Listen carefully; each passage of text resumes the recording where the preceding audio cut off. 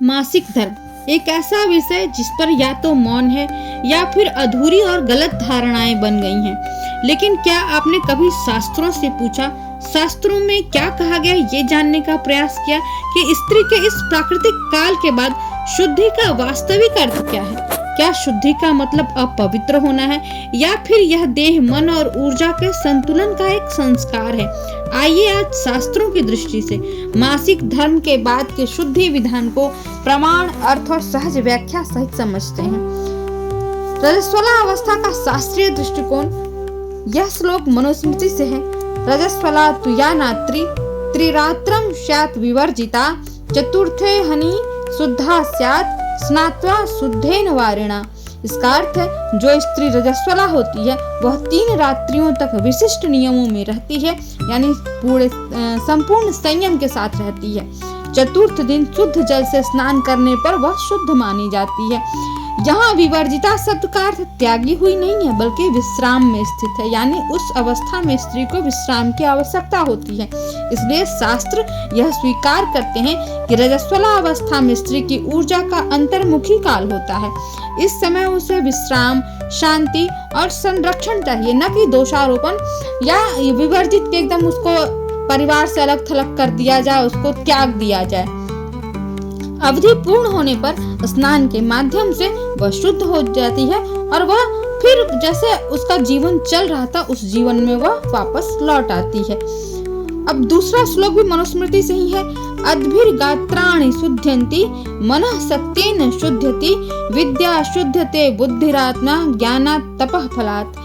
अर्थ है इसका कि जल से शरीर शुद्ध होता है, सत्य से मन की शुद्धि होती है और विद्या से बुद्धि और ज्ञान तप से आत्मा शुद्ध होती है। यह श्लोक स्पष्ट करता है कि शुद्धि कोई एक क्रिया नहीं बल्कि बहुस्तरीय प्रक्रिया है।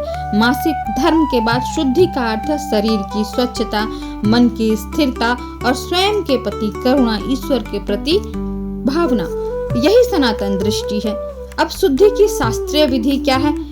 इसका श्लोक लक्ष्मी नारायण संहिता में मिलता है।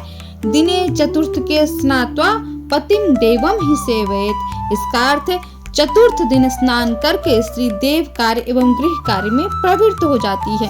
यहाँ चतुर्थ दिन का तात्पर्य रजस्राव समाप्ति के बाद, जब आपका ब्लीडिंग बंद हो जाए तब आप स्नान के बाद शुद्ध हो जाते हैं। जब आपका शरीर स्वयं को सामान्य अनुभव करने लगे। शुद्ध स्नान का अर्थ है स्वच्छ जल से स्नान, स्वच्छ वस्त्र धारण और भीतर यह भाव कि मैं अपने शरीर का सम्मान करती हूँ। यह जो भी प्रक्रिया है वह प्राकृतिक प्रक्रिया है।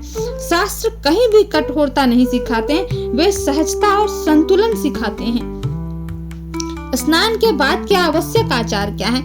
इसका श्लोक आपको आपस्तंभ धर्म सूत्र में मिलता है। आचम्य शुद्धि मापनोति। इसका अर्थ है कि आचमन करने से शुद्धि प्राप्त होती है। स्नान के बाद 3 बार आचमन करें। यह केवल जलपान नहीं बल्कि अंतः शुद्धि का प्रतीक है। भगवान का नाम लेते हुए आप 3 बार जल का आचमन कर लें। इसके बाद स्वच्छ वस्त्र पहने, अपने भीगे बालों को सुखा लें और हल्का सात्विक आहार ग्रहण करें। यही संपूर्ण शुद्धि विधान है। देव कार्य में पुनः प्रवेश कब होना चाहिए? इसका श्लोक भी मनुस्मृति में आता है। स्नात्वा शुद्धा भवेत नारी देव कार्ये सुकर्मसु। इसका अर्थ है स्नान के पश्चात स्त्री देव कार्य और कर्मों में प्रवृत्त हो सकती है। यह श्लोक अत्यंत महत्वपूर्ण है। यह सिद्ध करता है कि शुद्धि के बाद स्त्री को पूजा, जप, व्रत, रसोई सभी में पूर्ण अधिकार है।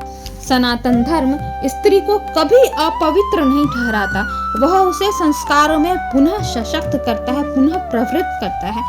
यदि किसी कारणवश पूर्ण स्नान संभव न हो तो शास्त्र आपद धर्म को स्वीकार करते हैं।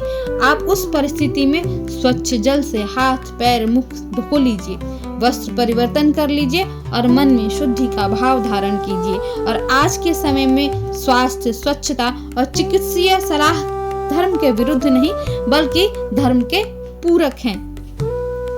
मासिक धर्म कोई अशुद्धि नहीं, यह स्त्री की सृजनात्मक शक्ति का एक चक्र है और शुद्धि विधान उस शक्ति को सम्मान पूर्वक पुनः संतुलित करने का एक संस्कार है। यही सनातन धर्म की करुणामयी दृष्टि है और इस दृष्टि को आज के समय में समझने की आवश्यकता है। आज हमने इसे उस अवस्था में स्त्री को त्याग का एक कारण बना दिया है कि ये नहीं कर सकते, जबकि अब तो एकल परिवारों की बहुलता बढ़ गई है। तो उस परिस्थिति में स्त्रियां सब काम कर सकती हैं, सिर्फ वो देव कार्य नहीं करती हैं, पूजा पाठ नहीं करती हैं, अन्यथा तो घर के सारे काम तो वो करती ही हैं, क्योंकि केवल वही ही हैं जिनको ये कार्य करने हैं। पहले परिवार बड़े होते थे, उस स्थिति में स्त्रियों को आराम मिलता था, अब आराम नहीं मिल पाता है, तो पहले जैसे कार्य भी नहीं है।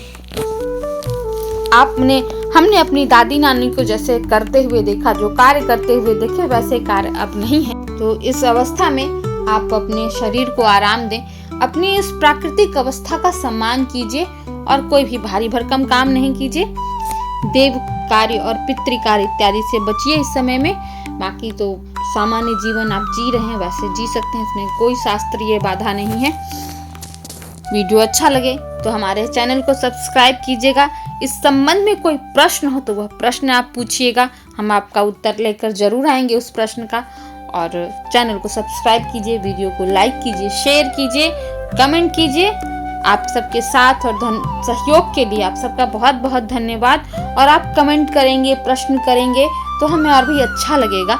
हम उस प्रश्न के हिसाब से एक नया वीडियो लेकर आएंगे आप सबके लिए, तो हमारे साथ बने रहिए। धन्यवाद।